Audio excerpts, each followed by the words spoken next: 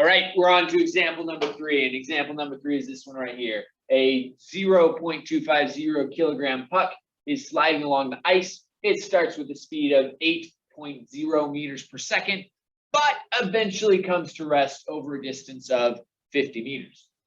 Find the acceleration, the force of friction, and the coefficient of kinetic friction. After we do those, I got a special question for you.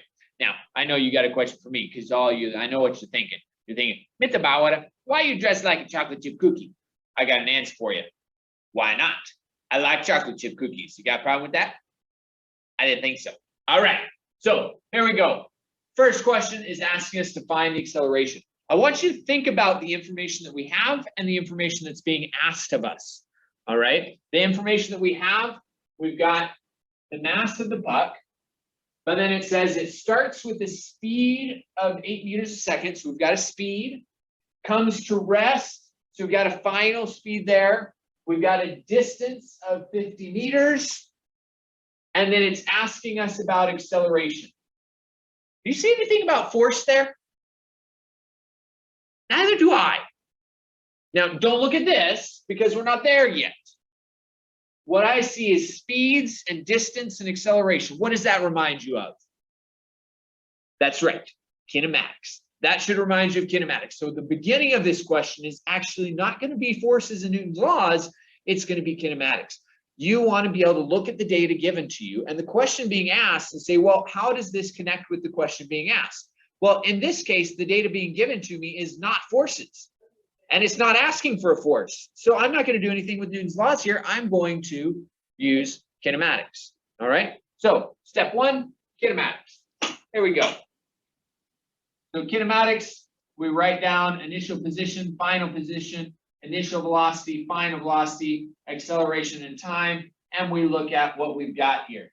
Now, it does say it comes to rest over a distance of 50 meters. So maybe I could start at 0 meters and then end at 50 meters. It gives me an initial speed of 8 meters per second. And then it also gives me the distance. Sorry, not the distance. It comes to rest, which would be 0 meters per second. Now, I don't have anything about time, so I probably don't want to use time. The question is asking for acceleration, though. So with this information, I'm going to look back through my kinematics equations. And where's my notes? Where's my notes? Oh, here's my notes. Okay, I got my notes, and it looks like I want something without time. So I'm going to use the only equation that doesn't have time, which is b squared equals b naught squared plus 2ax minus x naught. And so I'm going to put the numbers in there. So I've got the final speed, which was 0. So 0 squared equals the initial speed plus 2 times a, that's what I'm looking for. The final position was 50, and the initial position was 0. Now we just solve. All right?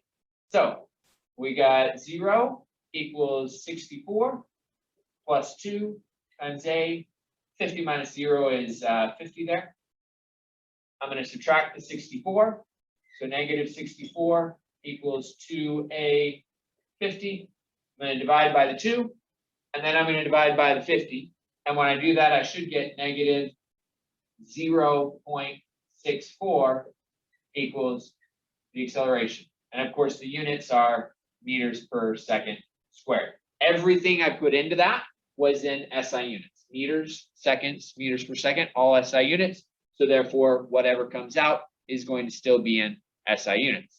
So I found the acceleration is negative 0.64. So I'm going to go ahead and write that up here because I may end up having to erase some things for some extra space. 0.64 meters per second squared. Now, you may be saying, Mr. Bauer, this looks familiar. Yeah, it does look familiar. This was on your quiz. And I want you to see how what we're doing with friction connects to what we did before. It's not necessarily a whole new set of things. It connects to what we've done before. And enough of you missed this that I felt it was worth taking a little bit of extra time to work through to make sure that we're all on the same page. Now the question is, find the force of friction. Now it's asking about friction. Now it's asking about a force. So now that it's talking about forces, I'm going to walk right over here and I'm going to do a free body diagram because that's what I do. When I hear the word force, I start drawing a free body diagram. So the puck is sliding along the ice. You've got the force of gravity, which is down. You've got the normal force, which is up. And then if the puck is sliding along this way, notice that I don't put my velocity in the free body diagram. It's not one of the forces, but it is helpful to be able to visualize which way it's going. So I'm just going to show that the velocity is going that way, because now I recognize, oh, that means that the friction is going back this direction. Now, how do I know there's friction? Well, there's two reasons. Number one, the thing asks for the dang force of friction. If it asks for the force of friction, there's probably friction there, right? Now, number two, it is slowing down to a stop. And if there wasn't any friction, how would it slow down to a stop? It wouldn't, right? Because Newton's first law says that if the forces are balanced, then it's going to maintain its state of motion. So just keep doing what it was doing, just slide along. So there's got to be friction there. So let me go ahead and draw the friction in. Now, the question here is to find the force of friction. And I can find the force of friction by dealing with the horizontal forces. Okay. Number one, that's what I'm looking for, the force of friction. So I'm going to look at the forces in that direction. Number two, these two guys are equal, so I'm not really too worried about those right now. Those are balanced. They're not going to affect each other. I'm only going to look at the horizontal forces. So I go sum of the forces equals MA. Here, the sum of the forces is only one horizontal force, so it's going to be friction, equals the mass times the acceleration. And this time I need to have the MA. Remember on some of the previous ones, we put a 0 there, but that's because the acceleration was 0. Acceleration is not 0 here. Acceleration is negative 0.64 meters per second squared. So we're going to put that in. All right. So we go force of friction equals the mass, which was 0.250, 0.250, and then the acceleration, which is negative 0.64 meters per second squared. Now, I know some of you are like, but Mr. Bauer, why didn't we use a new equation? We have a new equation for friction. Well, yeah. But remember, this all stems from what we did before. Okay? I'm going to write out my equations, and if I can get it from that, I'm not going to involve that new thing. But here's the problem. That new thing depends on the coefficient and the normal force. If I want to use that new equation to get friction, I need the coefficient. Is there a coefficient here? No. No, there ain't. So you're going to have to use, in order to be able to get, look, that's what it asks for right here, is the coefficient of the sliding friction, the kinetic friction. So in order to get that, we're actually going to need friction first. This is a little bit different than the last couple of questions, right? So let's go ahead and solve for friction the same way we did it on the celebration. I want you to see how, so the quiz, let's see how these things connect. Okay, so I'm going to go 0.250, and I'm going to multiply by that negative 0.64, and I'm going to get that the force of friction is 0.16 Newton. Slam and jamming. We got our force of friction. Now, you can all probably already guess how we're going to get letter C, right? Letter C says the coefficient of kinetic friction, which we do have an equation that is going to allow us to go from friction to the coefficient. However, in order to do that, we are first going to need the normal force. The normal force, of course, we go back to our free body diagram. Good thing we drew one of those back in step letter B. Normal force and the force of gravity are equal. You can write an equation for that if you want, or if you've already recognized that they're equal, you can find the force of gravity, which is equal to mg, which in this case would be 2.250 times 9.8. Remember, force of gravity is always just mass times gravity. And in this case, that would be 2.45 newtons. If that's equal to the normal force, then that is also 2.45 newtons. That's fine. If you know that the two are equal because you can see in your free body diagram that they are equal, then you can go ahead and do that. You don't have to write out that equation. However, please look at the free body diagram first, because remember, if there's a third force there, then those two might not have to be equal. It might be that the tension and the normal force have to add together to give you the force of gravity. So be careful. Don't just assume that those two things are equal. All right, so here we go. We've got this here. We can go ahead and put the numbers in now because I know that friction is 0.16 newtons. I should be able to calculate that coefficient by putting in the normal force being 2.45 newtons.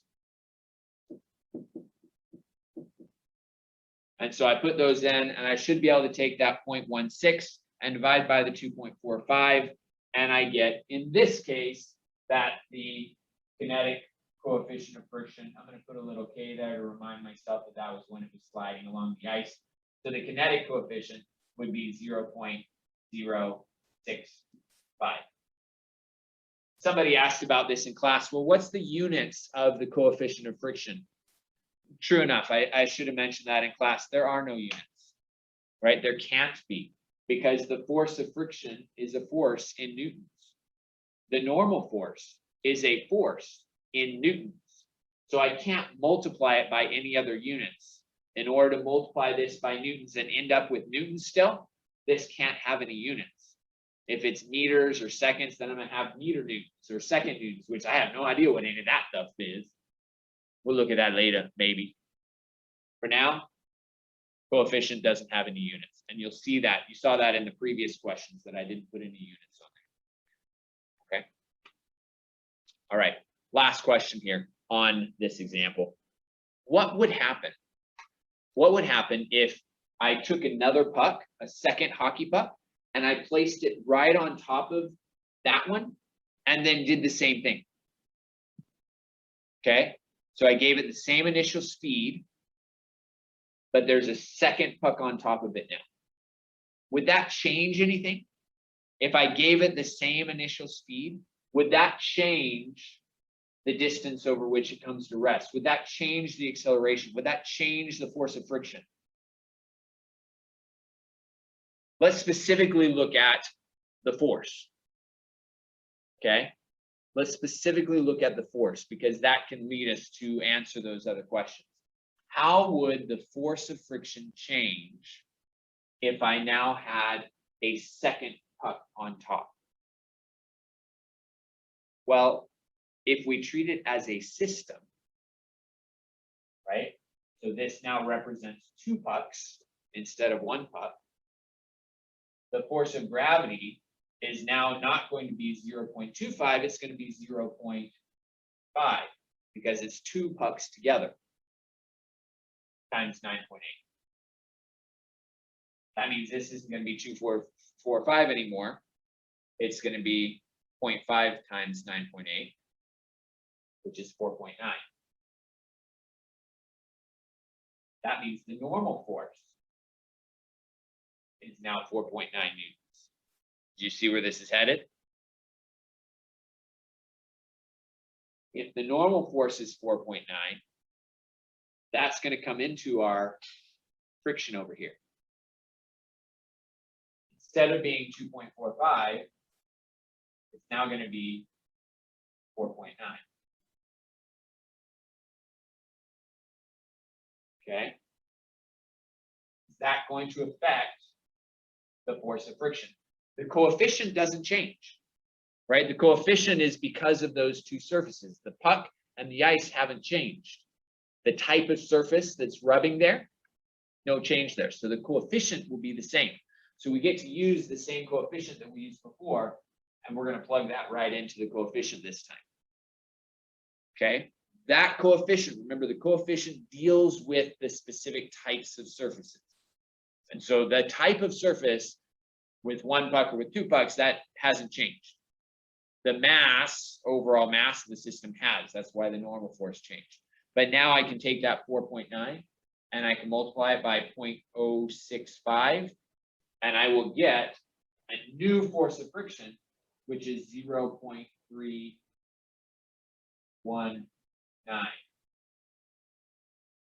So the new force of friction, if I have two pucks stacked on top of each other, because there's more mass, that would lead to a greater normal force. The greater normal force with the same coefficient of friction, because I haven't changed the surfaces, would lead to a greater force of friction. Same greater normal force leads to a greater force of friction. Now that greater force of friction, of course, is going to lead to more acceleration, right? So with that new force of friction, I know that friction is the only thing causing the acceleration. So I can go sum of the forces equals ma. I'll put the force of friction in there, which is now 0.319 equals the mass, which is 0.5 times the acceleration. Remember, I'm looking at the mass of the whole system here. So 0.319 divided by the mass of everything there, which is the 0.5. And I get